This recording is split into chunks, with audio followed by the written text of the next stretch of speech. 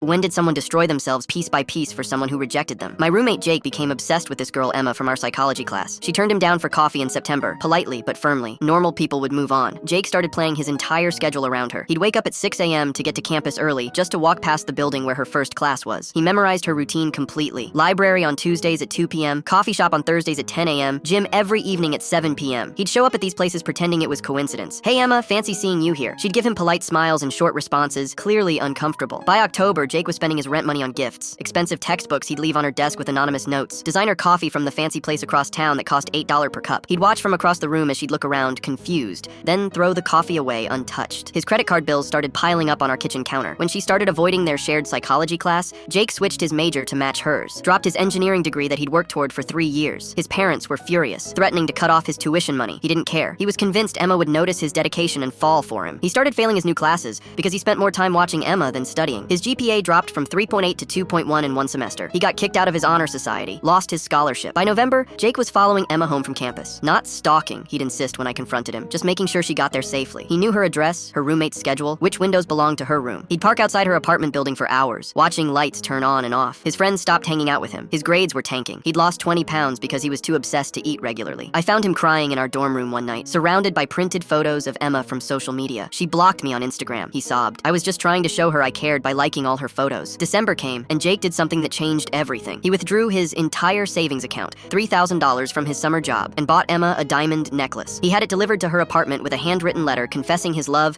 and begging for one chance. The next day, campus security showed up at our door. Emma had filed a restraining order. Jake was banned from going within 100 feet of her apartment, or any of her classes. He had to switch dorms, change his schedule completely, and attend mandatory counseling sessions. His parents found out about the restraining order and cut him off financially, but Jake still wasn't done. He created fake social media accounts to message Emma's friends, asking them to put in good words for him. He started showing up at her favorite restaurant, hoping she'd walk in. He'd sit there for hours, nursing one coffee, looking pathetic and desperate. The final straw came in January. Jake hired a private investigator to find out Emma's schedule at her new internship. He spent his textbook money on it. When Emma saw him waiting outside her workplace, she called the police immediately. Jake got arrested for violating the restraining order, spent 3 days in jail, got expelled from school. His parents disowned him. He lost everything for someone who never wanted him. 6 months later, Emma graduated and moved across the country. Jake was still living in his car, checking her old social media accounts on library computers, convinced she'd eventually come back for him.